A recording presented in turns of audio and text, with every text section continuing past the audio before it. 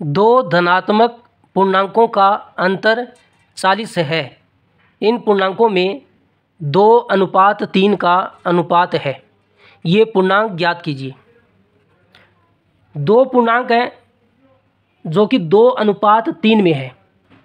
तो जब भी कोई संख्या अनुपात में दी जाती है तो हम अनुपात को हटा सकते हैं। हटाने का तरीका क्या है? उसके गुणा में x लगा दो। तो जो पहला पूर्णांक है, पहला पूर्णांक हमें कितना दिया है? 2 दिया है।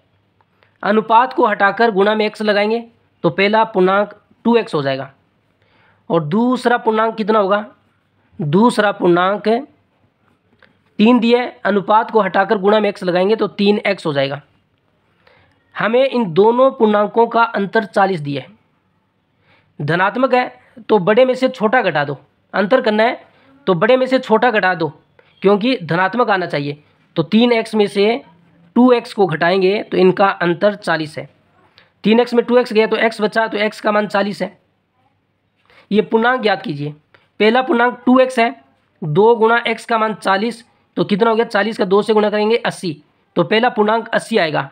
और दूसरा 3 गुणा x का मान 40 है, 40 का 3 से गुणा करेंगे तो दूसरा पूर्णांक 120 आएगा।